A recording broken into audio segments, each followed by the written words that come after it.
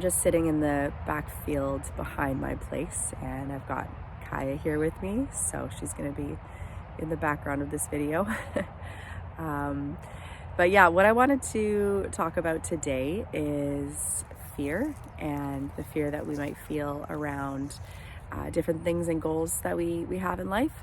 And what I want to start with is a study that was done by Harvard Business School.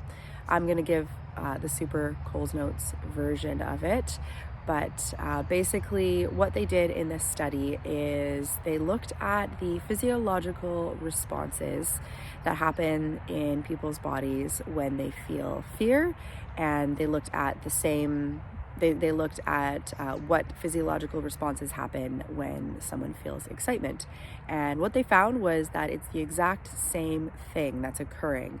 Your brain is sending some chemicals to different parts of your body that's causing these different physical things like clammy hands, dry mouth, racing heart. And it's the exact same response whether you're really excited about something or really afraid of something. And I wanted to talk a little bit about this because I personally have some pretty big dreams and big goals for myself in life, and I definitely let fear get in the way of sometimes even starting to work on those goals. Taking the first step is always the hardest, scariest part, I feel. And if you let fear stop you from even just taking that first step, then, you could go through life without ever really pushing yourself or trying to accomplish your goals. And so for myself, I know personally I don't want to live a life like that. I want to be able to master the fear and go for the things that I want and hopefully succeed. But one of the other things that I wanted to talk about in terms of that fear response that happens in our body is that the biggest difference between how we handle it, how we handle those physiological changes that are happening in our body when we feel fear, is how we frame it in our mind.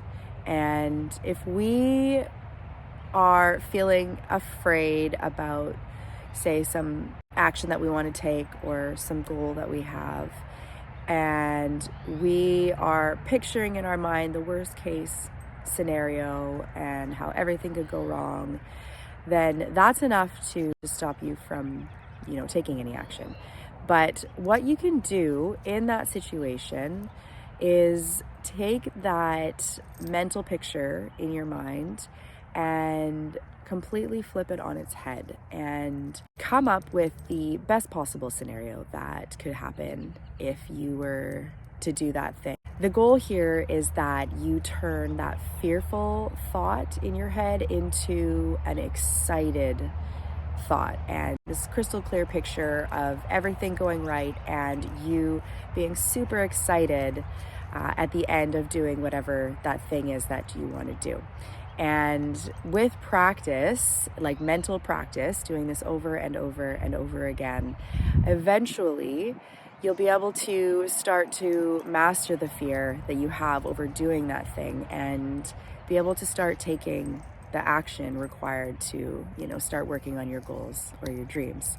So maybe try that next time you're thinking of something that you want to do and you let the fear stop you. Imagine the best possible scenario of what could happen if everything goes right, and allow yourself to feel that physiological response in your body as butterflies rather than anxiety and stress, and see it all as a super exciting thing that you're going to accomplish, and see how that helps and if it propels you forward into taking action towards your goals and your dreams. That's it for today. Thank you so much if anybody watched this far, and Kaya and I will see you tomorrow.